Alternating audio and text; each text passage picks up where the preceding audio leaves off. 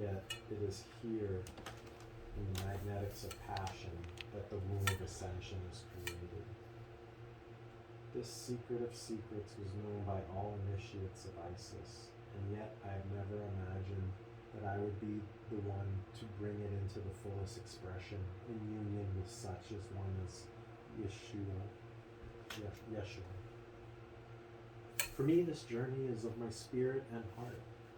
But for those who wish to know the physical journey after Yeshua's crucifixion, I and his mother Mary, Joseph of Arimathea, his 12-year-old son named Aaron, and 2 other young women set off from northern Egypt. Our course took us ironically east before we could turn westward, and we had to stop for provisions along the way, as our boat was very small. Our path took us to Malta and to the tiny island of Udish. From there to Sardinia and to the top of what is now Cinque Terre, finally landing at Sainte Marie de la Mer and making our trek northward through Rennes-le-Château into northern France and across the channel into what is now England. We settled in Glastonbury for several years until Sarah was 12. Upon her 12th birthday, we set out for the place among the reeds where we had landed. There, as close to Egypt as was safe for us to go, I initiated my daughter into the cult of Isis and bathed her in the waters of the Mediterranean in accordance with the teachings I had been given. We then returned to Glastonbury until Yeshua's and my daughter Sarah wedded at age 16.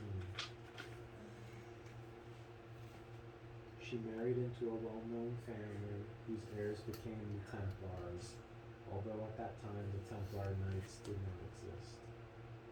This family bloodline through Sarah would be carried into the Templars themselves. When Sarah was married and secured in her new life, I headed north for Wales and lived in a small stone cottage by the sea for the rest of my days.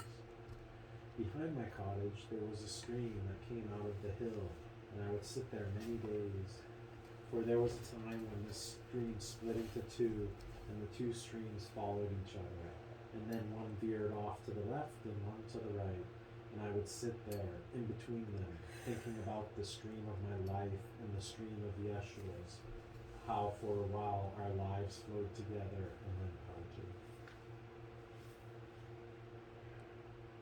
I will forever remember the first time Yeshua came to me after his resurrection. It was a new moon and the sky was clear.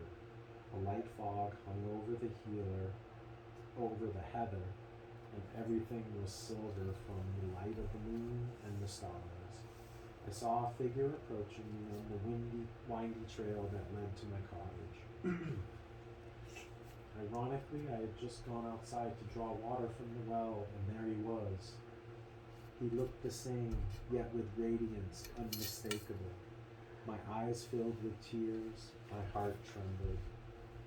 I ran to him and stopped short. I remembered his words to me right after the resurrection. "Do not touch me yet," he had said then, "for I am not ascended to the Father."